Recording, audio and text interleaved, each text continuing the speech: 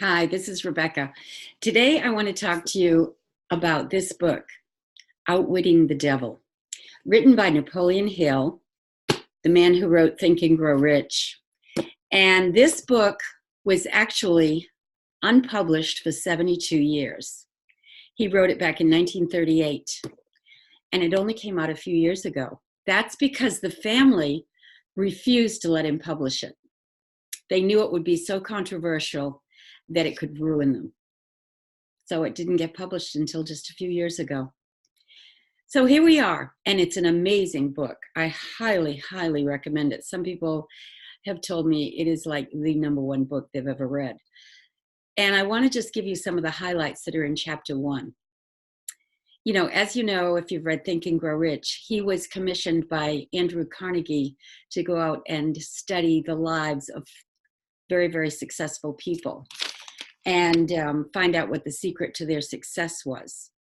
Not only did he study 500 successful people, but he studied 2,500 failures, because it was just as important to study the failures to find out what went wrong as it was to study the successes. And what he learned was that there was this intangible thing that all the successful people had that they had discovered. He calls it the other self.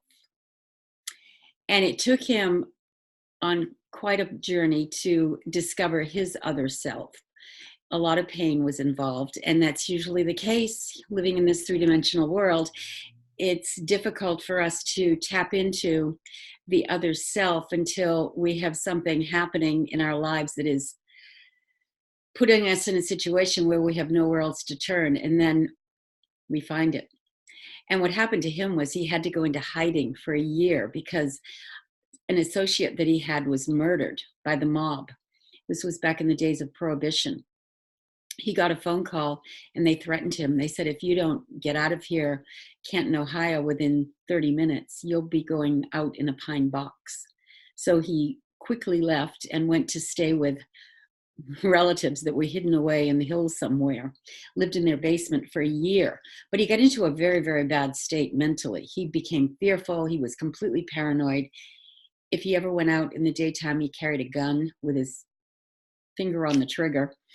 He got very, very despondent, and he had too much idle time. He found out that if you're idle for too long and you're living in fear, it can really affect your mental health. So finally, they were arrested.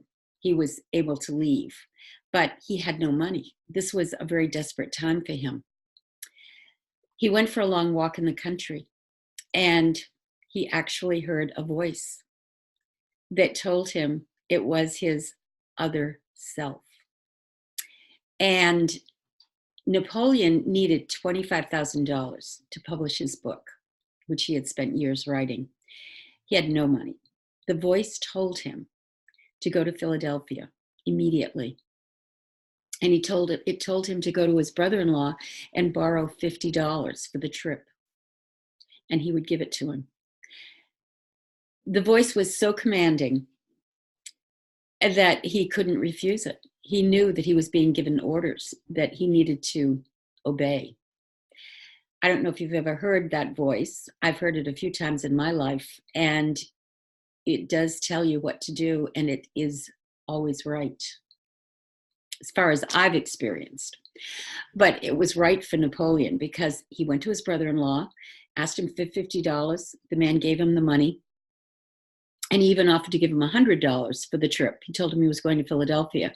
And Napoleon said, no, I only need $50. He got to Philadelphia. He was going to rent a room in a rooming house for $1 a night. The voice told him, no, you go to the most expensive hotel in town and you rent the suite. And he did. And he really was kind of blown away, I think, because he didn't have very much money with himself, but he was willing to follow the guidance of this voice. It was so commanding. And then the voice told him to think of everyone he knew that could possibly loan him a $25,000 loan to publish his book. And the voice said, when you think of the right person, you will know. He did walk out of Philadelphia with $25,000. ready to publish his book. And it's an amazing story. I mean, you could say he had a spiritual awakening. He definitely had a very transformational experience. He was guided. I just want to share with you a quick story about how it happened to me once, a few times. I'm sure it's happened to all of you because we all live in this three-dimensional world of contrast. And we have periods where things are going along just swimmingly, and then other times we seem to hit rock bottom. One day I was living in Gramercy Park, New York, by myself with my little dog, and I was divorced. And I woke up one morning and I really didn't know what to do next. It just didn't seem right to be living in New York anymore. I was sort of burnt out on it. And I was a flight attendant, and so I had a job, but I just had no reason to be there. And I kind of just let go and felt very empty inside, like a vacuum. And I heard this voice. This male voice said to me, "You are leaving New York the beginning of March." Well, it was April. No, it was February. And I called my landlord down in Florida that I was renting from. I said, "Stephen, do you suppose I could break my lease and, leave this apartment?" I had a year's lease. He said, "No, you can't leave. You signed a contract and you need to stay." I really didn't care that much one way or another. It was just that this voice had told me I'd be leaving New York. So I said, okay. Well, I got a phone call from him a few days later. He said, "Rebecca, you're not going to believe this, but you're going to have to move out of that apartment the beginning of March because the building is going co-op." He was renting the apartment, and come to find out, I was like an illegal sublet tenant that he was doing under the table. And in order for him to buy the place, which he wanted to do because he could get it at a very good price, he needed me to leave. It needed to be vacated. And so I left the beginning of March. And I moved to Boston and started a whole new life. And that voice knew exactly that I would be leaving New York at that time. So just like Napoleon Hill was guided throughout his life to bring his amazing works into the world, once we learn how to listen to that voice, things start to happen, and we do get the guidance we need.